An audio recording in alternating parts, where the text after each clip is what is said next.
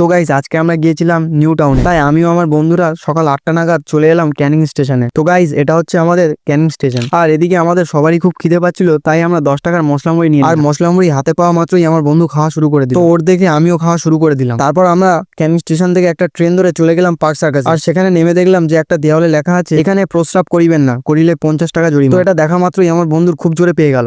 তারপর আমরা park circus থেকে একটা বাস ধরে আমরা সবাই চলে গেলাম একদম ঠিক বিশ্ব বাংলা গেটের নিচে। তো আমরা এই 5 জনই এসেছি আজকে ফটোশুট। তো ওরা সিঁড়ি দিয়ে ওপরে উঠছে আর বলছে যে কষ্ট হচ্ছে সফলতার চাবি। তারপর আমরা চলে গেলাম স্মার্ট পার্কে। এখানে ঢুকে যাওয়ার মাত্রই আমাদের বন্ধু ইব্রাহিম আমাদের গাইড করা শুরু করে দিল। তো গাইস স্মার্ট পার্কে এই লোকেশনটা খুব সুন্দর, আমার খুব ভালো লাগে। তো আমরা যেটা করতে এসেছি সেটা করা শুরু করে দিলাম। তো এই লোকেশনে ছবি তোলা কমপ্লিট হয়ে গেলে আমরা চলে গেলাম নেক্সট লোকেশন। তো এই পার্কটার নাম আমি ঠিক জানি না, তবে এটা বিশ্ববাংলা গেটের একদম পাশে। আর আমাদের গরিবের পুষ্পা এদিকে বসে বসে ভাবছে যেটা কোথায় চলে এলাম, চারিদিকে এত আয়না লাগানো কেন। তো গাইস ফটোশুট কমপ্লিট হয়ে গেলে আমরা বেরিয়ে পড়লাম বাড়ি যাওয়ার জন্য। তো গাইস আমরা ততক্ষণ বাড়ি যাই। তোমরা এমন আরো মিনি ব্লগ পেতে চ্যানেলটিকে সাবস্ক্রাইব